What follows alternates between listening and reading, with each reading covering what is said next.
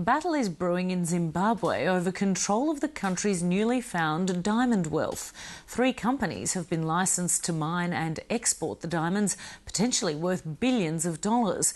But the benefits are yet to be seen by the people of Zimbabwe. Even the Prime Minister claims he doesn't know where the money is going, and that's straining an already fragile power-sharing arrangement. Africa correspondent Ginny Stein reports.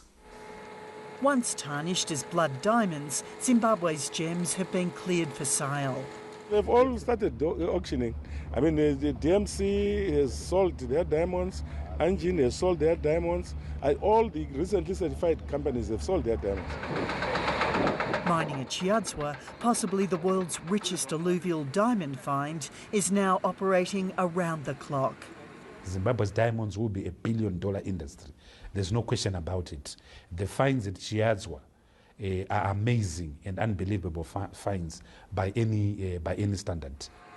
While the Peak Diamond Body may have approved their sale, no one is quite sure just who's profiting, let alone the country's Prime Minister. The amount of activity there is quite extensive, but what we show for it? It is a good thing Zimbabwe has diamonds. It is a bad thing that the government is not utilising them transparently and with honesty.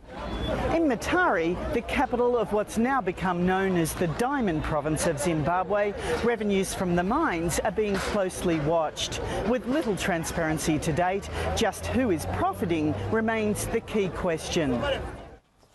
Farai Maguwu has been keeping a close eye on Chiadzwa since the government sent in security forces to seize control at the height of a diamond panning frenzy. He spent time in jail for speaking out about human rights abuses at the diamond fields. I think now we have got about 3 companies which have been licensed to export now. Within a few weeks we should be able to review whether that decision means we now have some paper trail of how our diamonds are being exported, whether this money is being properly accounted for, and whether this money is making an impact on the Zimbabwean people. 3 years into a power-sharing government made up of unequal partners, control of this wealth could decide the country's future. With President Robert Mugabe, one of the world's longest-serving leaders seeking re-election, there are fears that the country's new riches will fund campaigns and even renewed violence. Finance Minister Tendai Biti belongs to Prime Minister Chengarai's party. There is no transparency at the present moment. There are Chinese that are there, there are Lebanese that are there.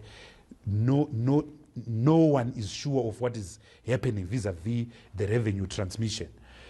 They are Zimbabwean assets and they have to benefit the Zimbabwean people. So far, they are not benefiting the Zimbabwean people.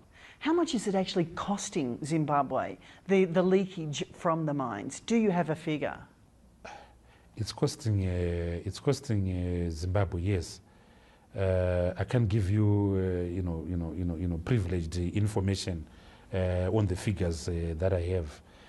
But the fact of the matter is that there's a gap. But is it 1 million? Is it $1 billion? I can give you privileged information. Yes, the figure is close to billions. At 88, Robert Mugabe wants an election this year, regardless of committing to electoral and constitutional reforms. For now, Zimbabwe continues to mark time. While he is there, you can pretty well write down exactly what's going to happen tomorrow, and as long as he's there, I could still write down today what's going to be happening in a year's time if he's still there. Which is? Nothing. Virtually nothing is allowed to happen. Again, because they are fearful of the possibility that other people's success will diminish their authority. The first step to real change is tied to a new constitution, and that could be ready within weeks. While term limits are likely to be set, a transitional clause is expected to allow President Mugabe to run for office again. Ginny Stein, Late Line.